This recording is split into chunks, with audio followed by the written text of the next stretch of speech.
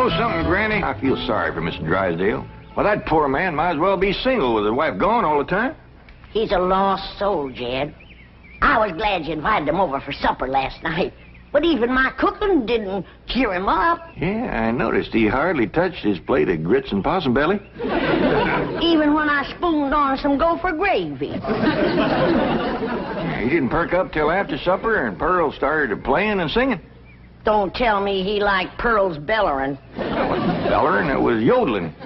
Well, it curdled the milk clean out to the kitchen. I've thrown shoes at tomcats that made prettier music than Pearl. I sure wish you two women would get along together. We ain't gonna get along together till she learns to stay out of my kitchen. I bet she's in there right now, sticking her long nose into my pots and pans.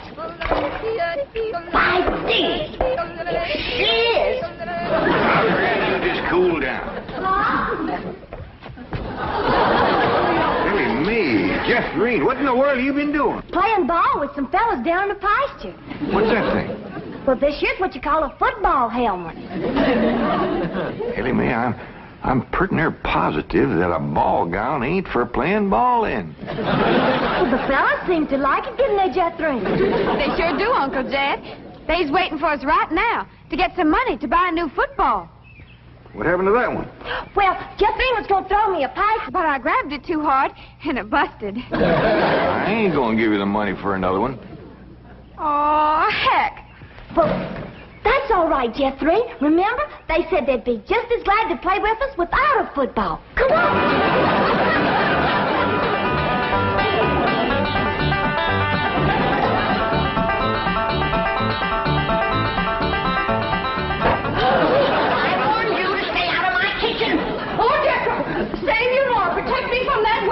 Hold her, Jethro, so I can tackle her. Granny, a thing like that could smart.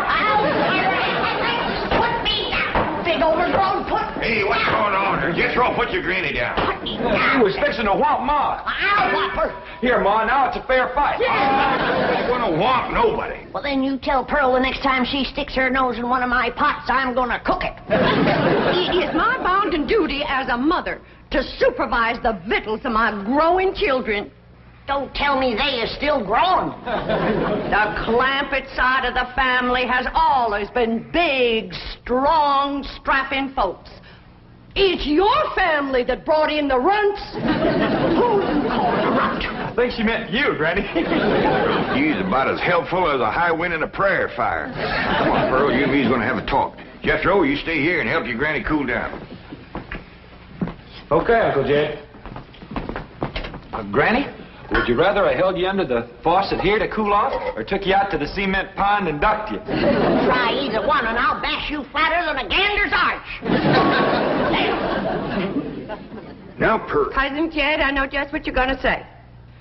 You're going to say, Pearl, stay out of the kitchen. You're going to say, that's Granny's kitchen, and it's none of your business. You're going to say, stay in your room where you belong. That's what you're going to say, ain't it? Ain't nothing like it at all. What I was going to say was, it seems to me that a handsome widow woman in the prime of life ought not to be hiding herself in the back part of the house, working over steaming pots and pans and dipping her panty playing fingers into soapy water and hoarsening up her beautiful singing voice yelling at Granny. That's what I was going to say. Praise be. Why don't I keep my big mouth shut and just listen? You know, Pearl, you got the gift of making music. And I reckon there ain't nothing these city fellas likes better than that. Really, Jay? Yeah, remember last night Mr. Drysdale was here and you was playing and singing and yodeling for him? Yeah. You brung that poor lonesome man a lot of happiness. Jed, you ain't agreeing in me, are you? I'll give you my word. Remember that song you sung, The Flowers That Bloom in the Spring, Tra-la? Yeah. Well, you had Mr. Drysdale believing it was spring. No. Yeah. While you was still singing, he went flung open the window, stuck his head out, and started taking deep breaths just like he was really smelling them flowers. Reckon he liked my yodeling? Pearl, he like to went wild. I reckon them city fellas don't get a chance to hear much yodeling. 'Cause when you throwed your head back and cut loose, it really grabbed a hold of him. It did? He gripped the arms of his chair till his knuckles turned white. Then he commenced to rocking back and forth and moaning like he's under some kind of a spell. And his eyes commenced to circling in his head, and real tears run down his cheeks. Before you got done, he was limp as a dish rag. I had to help him to the door. Uncle Jed, I can't seem to do nothing to cool Granny off. Ain't no need to, Jethro. Your pretty, young, piano-playing Ma has decided not to hide herself away out in the kitchen. That's a good idea, Ma, because Granny, she'd find you and whomp you. Well, we'll see about that. Pearl, you stay out here and practice playing and singing and yodeling. I'll take care of Granny. I wonder if I should have told Uncle Jed that Granny's waiting behind the door with a skillet to whomp the first person that sets foot in her kitchen. Reckon I should have. Jed, I'm sorry. I thought it was Pearl coming in. Granny, you done shortened me. I'll make a poultice for your head right away now, Jed. Right away. I'm telling you, Granny, you don't have to worry no more about Pearl coming in your kitchen. She's going to be spending her time getting herself a husband with her singing and yodeling. Jed, it ain't legal to torture a man into marrying you. You just don't realize the power Pearl's yodeling's got over men. Last night, Mr. Drysdale like to went wild. Pretty near drove me crazy, too. He loved it, Granny. I bet you he's got that yodeling ringing in his ears right now. I can still hear it. An unearthly screeching. Now, Chief, surely it wasn't that bad. Well, I can best describe it as the sound a woman might make if she were having her appendix removed without an anesthetic. Milton, darling. Margaret, I'm so glad to have you back, dear. What a cunning hat, dear. Is it you? Welcome home, Mrs. Drysdale. Thank you. Milburn, I have the most marvelous news. I'm going to a health farm in Arizona. What? Some women were talking about it on the plane. It's terribly chic, quite expensive, and you don't need any willpower. They just force you to be healthy. The doctors are all deliciously mean. But, Margaret, you are healthy. Every doctor in the United States says you're healthy. But, dear, this is different. They reduce you as well. Margaret, if you want to lose weight, just stay home and we'll have dinner at the Clampetts every night. Now, you can't eat the food, but you won't leave hungry. Because Cousin Pearl will yodel your appetite away. But, Milburn, it's so fashionable to go to a health farm. Oh, Margaret, please stay home and run the place for a while. You have plenty of servants. Yes, but we have no one to manage the place. And with both of us away most of the time, the servants are asleep on the job. Well, just hire a good, efficient housekeeper. Oh, yes, just try and find one. Oh, Margaret, please stay home. All right. That's the way you feel. Miss Hathaway. I'll stay home, just as you wish. That's my darling. Yes, Mrs. Drysdale? Telephone the pharmacy and have all my prescriptions refilled. And call my psychiatrist, my neurologist, my internist, and my osteopath and have them come over. Oh, and I'll need nurses around the clock. I just know servant problem's going to bring on a nervous breakdown. All right. Go to the health farm.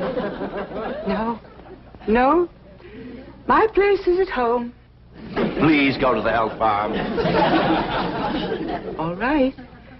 If you're sure that's what you want. Oh, I want it. Milburn, I promise to come back a new woman. Goodbye. Just think, Milburn. You'll have a young, glamorous wife. Slim, trim, beautiful. All right. Start looking for a new housekeeper. Won't do any good, Chief. We've been through this with... Mr. Drysdale's office. Who's calling, please? Tell him it's a surprise. Surprise? That's what she says. Milburn Drysdale speaking. What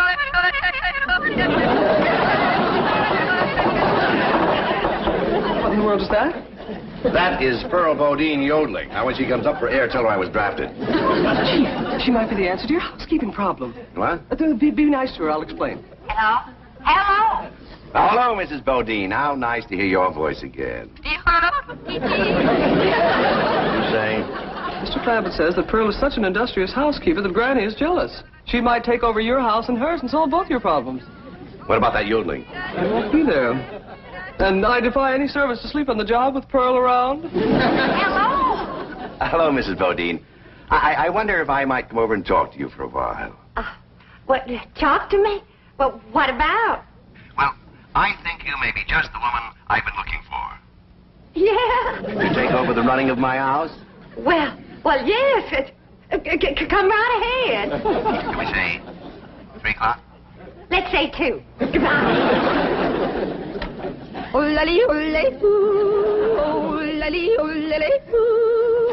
Will you stop that infernal caterwauling of yours? It might be infernal caterwauling to you, but it's pure catnip to me.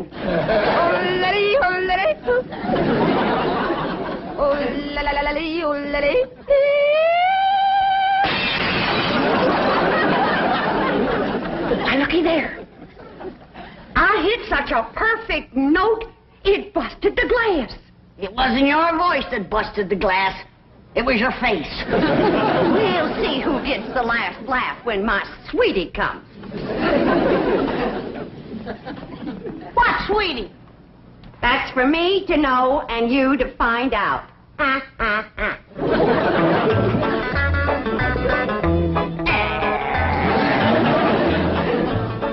Sure is nice of you to share your soap with Miss Drysdale. Well, with my lye soap, she'll be happy to stay home and do her housework. Granny, most powerful batch of soap that you ever made. Just a breeze blowing it back on me on the way over here has got me crying. I make a big soap to do a big job.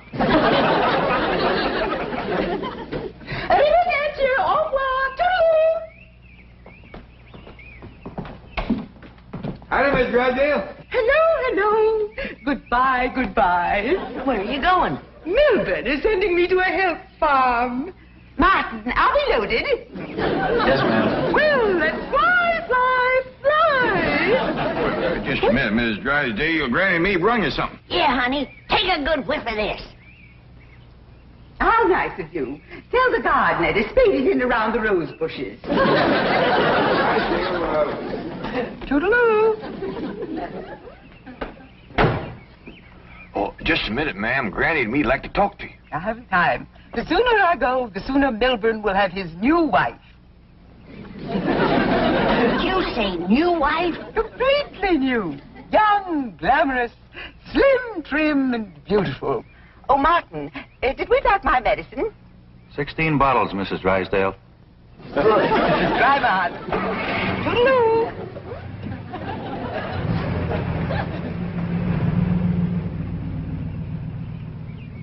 How could a woman be so cheerful about her husband getting a younger wife? You heard her.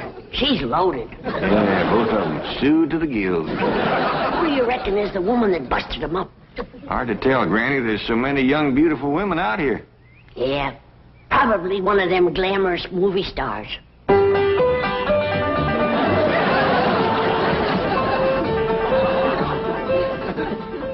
Hey, Ma. You sure are all fancied up. Do I look like one of them glamorous movie stars? Yeah, by golly, you do. Which one? Milton Sills. Go on and get out of here. Now, listen. You find your sister Jethrine and your cousin Ellie Mae and tell them to start practicing to be bridesmaids for my wedding. Are you getting married, Ma? Well, it ain't official yet, but I sure got him anxious. Get going.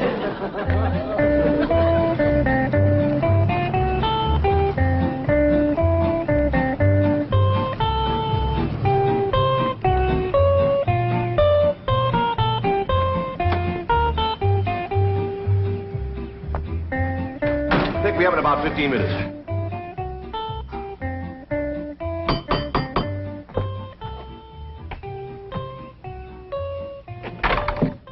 Oh, Mrs. Bodine. Why, Mr. Drysdale, you are anxious.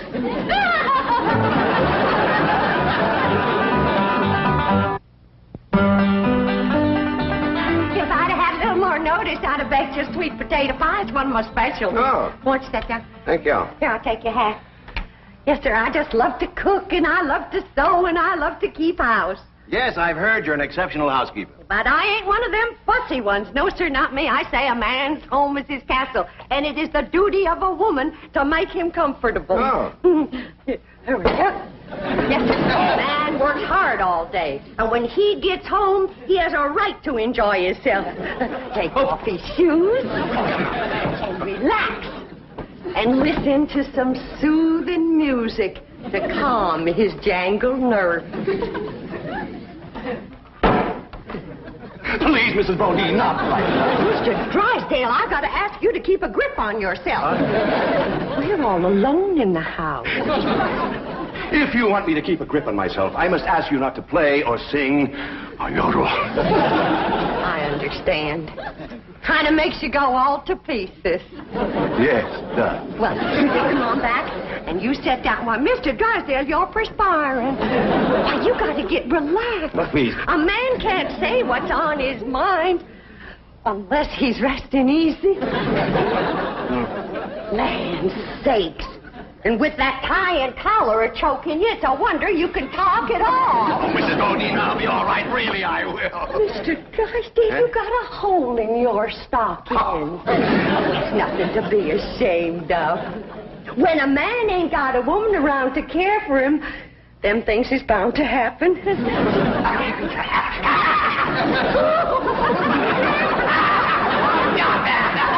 I declare, Mr. Drysdale, you're ticklish.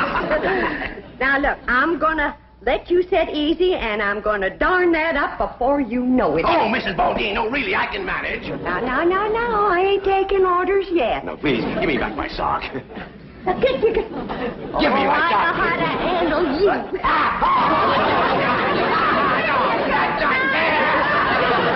Uncle Jed, Granny, Ma's gonna get married. What? Who to? Well, she wouldn't tell me, but she was expecting him any minute. I reckon he's inside right now. Let's go in and see who it is. No, Mr.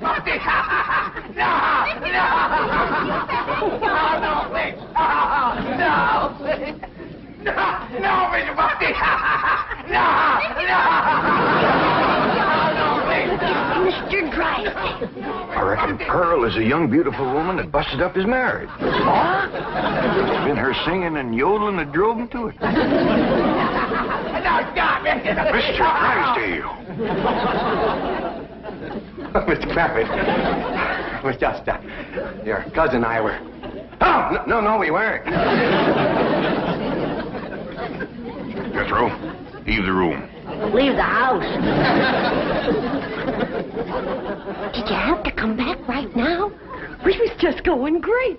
Pearl, what's the matter with you? Man crazy, always was. Mr. Drysdale, get yourself decent. I'll be back to talk to you.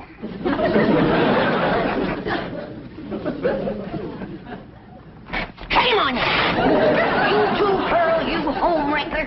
I don't know what you're talking about. You told me that Mr. Drysdale was crazy about my yodeling, so I called him at the bank, and I yodeled, and he come a-running over here to see me. You done yodeled your way twixt Mr. Drysdale and his wife? Wife, I didn't know he had a wife. Well, he has. The sweetest, kindest, nicest, drunkenest woman you ever saw. You done sent her to the farm. Put her out to pasture so he can marry you. You seen her leave. Oh, she knows about you, Pearl. Said her husband was going to get a new wife. Young, glamorous, slim, beautiful. Shit. That can't be Pearl. You're forgetting what a powerful spell her voice throws on a man. Now, Pearl, I'm going back in there and try to talk some sense to Mr. Drysdale. Whatever you do, don't yodel.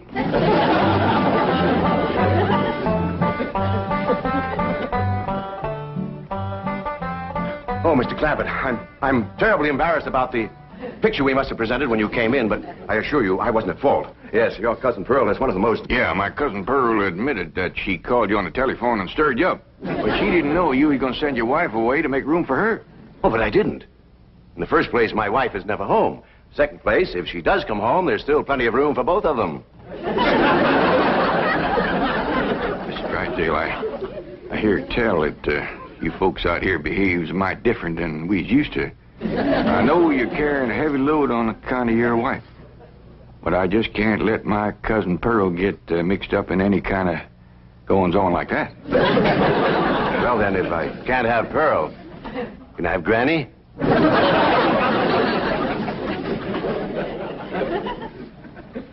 Lord love you, you're a desperate man. What are they saying? How can I hear when you keep pestering me? Oh! Jed told you not to yodel. I was screaming. Tell the difference. What in the world happened to you? We was playing football with some boys. Yeah, and they sure was dumb. Jethrine was a-toting the ball, and they kept a-tackling me. Go get cleaned up, both of you. Jethro says you want us to be bridesmaids at your wedding. Yeah, who you marrying, Aunt Pearl? What's his name, Ma? Puddin' and Tame. Ask me again and I'll tell you the same. Now, get upstairs. That's a funny name, Puddin' and Tame. Oh, Ma don't care. She once said she'd marry Humpty Dumpty. Well, I like Jethrine Tame better than Jethrine Dumpty. That poor man in there is so sick of his drinking wife, he is wanting to marry either one of you two. Last one in is an old maid. Ready? We's trying to save the marriage, not bust it up, and I think I got an idea that'll do it. Now, I want you two to wait in the kitchen, and when I bring Mr. Drysdale in, I want the two. Yes, sir, Mr. Drysdale. We'll both been fine, hard-working, good-cooking, housekeeping women is in the kitchen there. All you have to do is go in there and take your pick. Oh, this is marvelous of you. Nobody knows. Oh, no. And they took the pledge.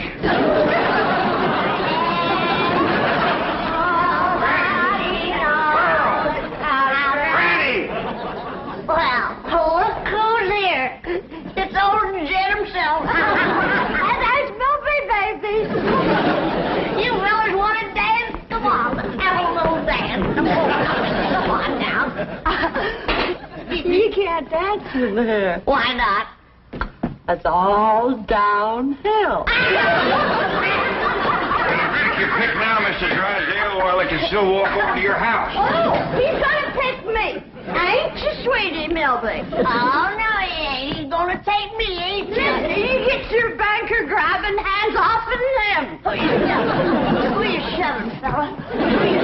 Shove it, huh? I'll show you. Shove it there.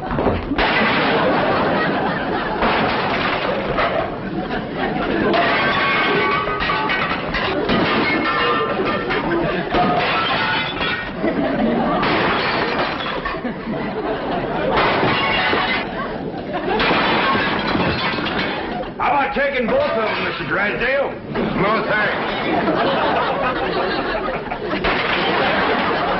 You done it, girl. Bless you both. Pearl, you were just great. So was you, Granny, darling. Together, you saved that man's home and you saved his marriage. Now, don't it give you a good feeling? Yeah. Well, I'm kind of winded. I think I'll go upstairs and rest. Call me when lunch is ready, Granny. Oh, now, just a minute, Pearl, honey. We got a lot of mess to clean up here. Granny, darling, you give me strict orders to stay out of your kitchen. Remember?